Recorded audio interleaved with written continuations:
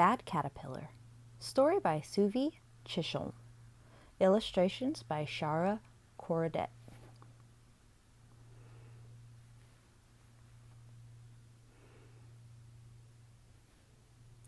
Once upon a time there was a caterpillar.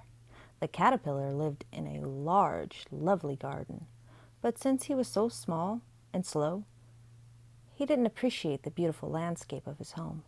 He preferred to make his nest under the big bush.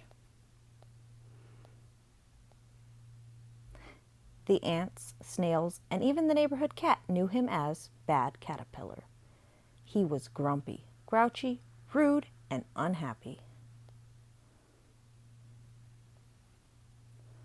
Every morning, Bad Caterpillar would shuffle across a long, flat, gray surface to his favorite leafy patch and nibble on some sweet greens. Along the way, he might pass some ants. "Humph," he'd say. "Move, ants.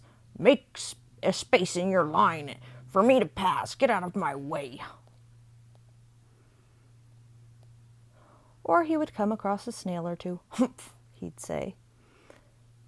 "Move, snail. You're too slow and you make a mess wherever you go." Every once in a while, passing by a cat, he'd say, "Humph," and the cat would pay him no mind. "I said, humph, humph, cat. Get out of my way. You are too big and you're casting a shadow." And the cat would simply reply, "Oh, Bad Caterpillar, one day you will change your grumpy ways." One morning, Bad Caterpillar woke up to the ground shaking. He peeked out from underneath the big bush and saw a large truck full of boxes and people moving up and down the long, flat gray surface. He heard feet running all around the garden. With a grumbling stomach, Bad Caterpillar decided to hurry to breakfast. But this time, there were no ants, no snails, not even the cat. He scurried to the leafy green patch. Just as he was about to take his first yummy breakfast bite, he was lifted up into the air and found two big eyes staring back at him. "He's so cute!" exclaimed a little girl. "Look, Mom! Our new garden has lovely caterpillars!" For a moment, Bad Caterpillar was mesmerized with her big, sweet eyes. "Good caterpillar. Who's a good caterpillar?" said the girl sweetly. Bad Caterpillar blinked. "No, I'm a bad caterpillar." He wiggled and squirmed. Startled by his wiggling, the little girl plopped the Bad Caterpillar back into the leafy green bush. "Oh, what a bad little caterpillar. I hope one day you'll change and we can be friends." She smiled and scampered off to play in the large, lovely garden. That night, Bad Caterpillar muttered to himself, "Be friends. How can I ever change? I'm stuck this way."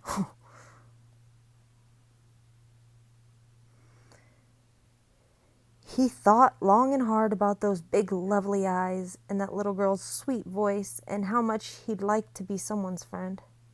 "Maybe I can change one day. I can choose to be nice. I can be good," he told himself in solitude underneath the bush. Sure enough, one day came his way. It started off as an ordinary day, except today, Bad Caterpillar chose not to humph at the ants, snails, and the cat along the way. He ate extra leafy greens that day, maybe too many leafy greens. With a very full tummy, he made his way slowly across the long, flat gray surface, back to the big bush.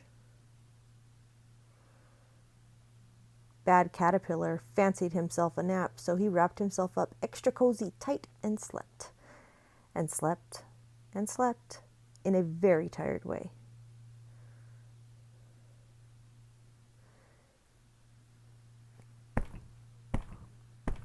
He woke to the sound of the little girl playing in the garden. Curious, Bad Caterpillar shook off his cozy cocoon, opened his eyes, and he began to shuffle toward the girl to take a closer look. But his legs wouldn't shuffle anymore. He felt something large flapping on his back. He had turned into a butterfly.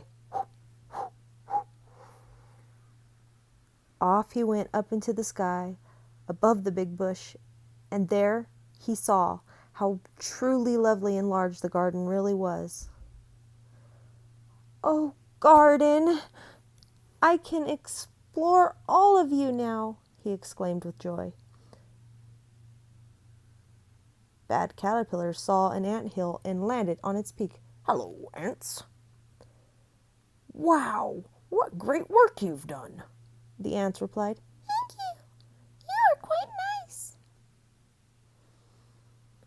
He flew by a lettuce patch and he flapped his wings at the snails.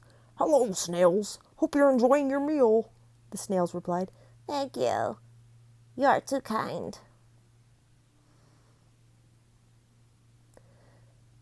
There was the cat, purring along the fence. "Hello, cat. Good day. I'm not a caterpillar anymore. I'm a butterfly." The cat smiled and purred with a purred reply. "Wow, you've changed. What a pleasant surprise." Bad Caterpillar flew onward, landing on top of a large, lovely flower in the center of the large, lovely garden.